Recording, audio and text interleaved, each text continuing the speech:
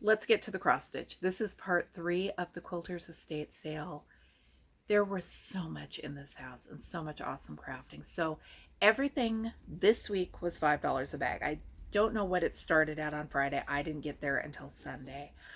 But some of the things just wouldn't fit in bags. And I'm not sure what this box originally was.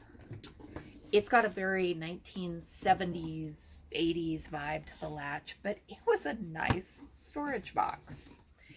And then I also found this one. It is a pattern storage box. I did not know that these were a thing. And as soon as I found out they were a thing, I wanted it. I like it. I'm thinking my small needlework kits will fit in here quite well. So I took these up to the table in the driveway, along with these 2 photo albums, scrapbooks, which also would not fit into a bag. And they gave me all 4 of them for $5, and I was quite happy with that. Now back to the rooms full of stitching stuff. I got books about tatting. I got books about lace. I got 2 books about Irish lace that I think are in this bag. They had so many vintage patterns. I have seen these yo-yo clowns and critters before and thought I wanted to make them. Now I have the pattern. I got a whole box of candle wicking thread. Have I ever candle wicked? No. Do I know what to do with candle wicking thread? No. Why are we asking silly questions? And here are the other patterns. I actually bought this pattern at the thrift store when I was pregnant with my first. Was totally going to make one of these little houses. Never did. Now I have bought the pattern again, and I'm going to make one for me. Goldilocks and the 3 Bears as a flip doll.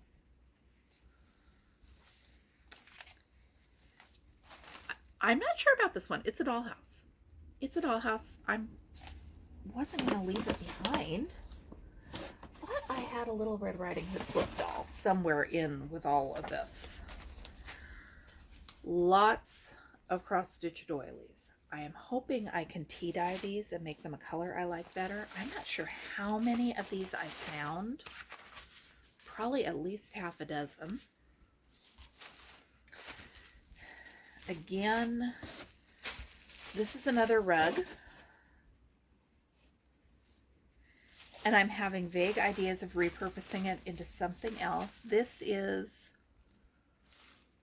1 full-size bed sheet to embroidery. I don't even know what that means. It's a sheet, and it is stamped along the upper edge to have flowers along the upper edge. Okay, I haven't seen one like that before, and it's got its floss. Another little candle wicking design. I really like this lace. It is cotton and it is gorgeous, and I am sure that I can take off this that has it gathered and make it flat. This is what is left of a stitchery kit. The original fabric is not... Oh! I was sure that the fabric was not in there. The fabric is in there. Never mind, I'm just going to stitch it the way they intended. What is not in here is the thread. But that's okay because I have got thread. It's Holly Hobby. Is that not super cute?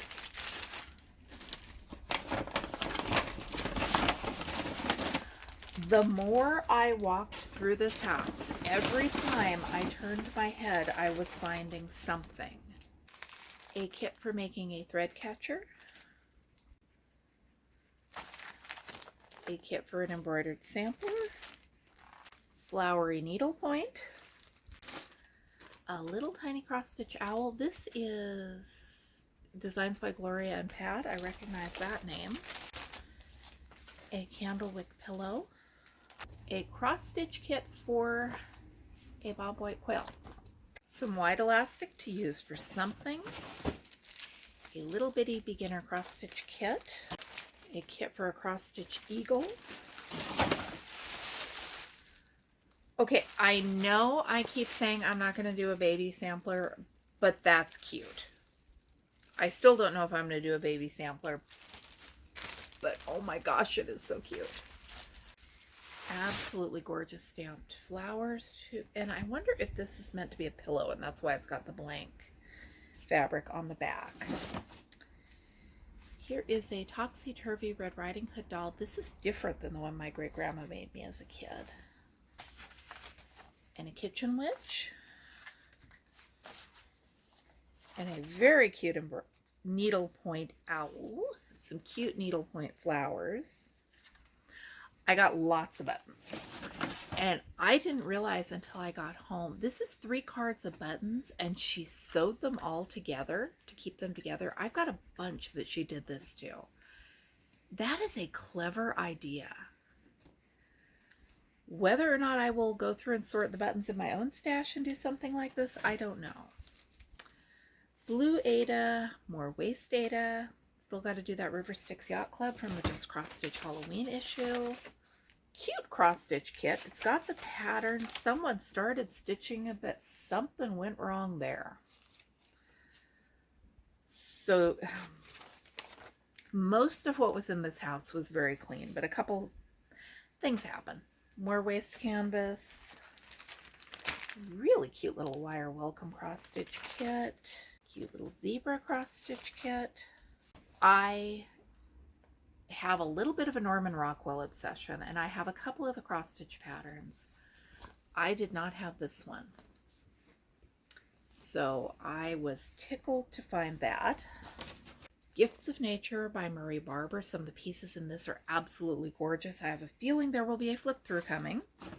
There were some cross stitch magazines, but they were older ones that I didn't think I needed, except look at that. I like her and the colors, and I will be stitching her. And then I found a 1989 cross stitch calendar, a Stitch in Time. And look at these. They're like Paula Vaughn, but not, absolutely definitely not Paula Vaughn. I really like these. And where is, let's just look. I almost didn't pick this up because it's a calendar. But look. You cannot tell me that I don't absolutely 100% need to stitch her. They had a ton of flour sack towels for embroidering on. These are new. Well, they're all new, but these are newer unused new. One of the things I found on the floor in one of the basement rooms were stacks of these Tri-chem catalogs. Tri-chem was apparently a multi-level marketing company in the 70s. They were the liquid embroidery that my great-grandma used to do.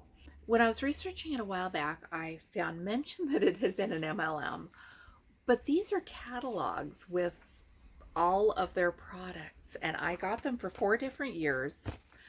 I am really curious to flip through them and see all the different things that they offered. Someone in our neck of the woods was a Creative Circle distributor, because I keep finding multiples of unopened kits in the thrift stores. And I only find them down here. I never find them in the other towns I thrift in. A few months back, I read a biography of Helen Wells, who was an early mystery writer and did mysteries for decades. And she's pretty much forgotten now, but it got me wanting to read older mysteries. And so I found that a bunch of old Ellery Queen and Alfred Hitchcock magazines, and then my son found me this set of books. It is the Library of the World's Best Mystery and Detective Stories, 101 Tales of Mystery by Famous Authors in 6 volumes.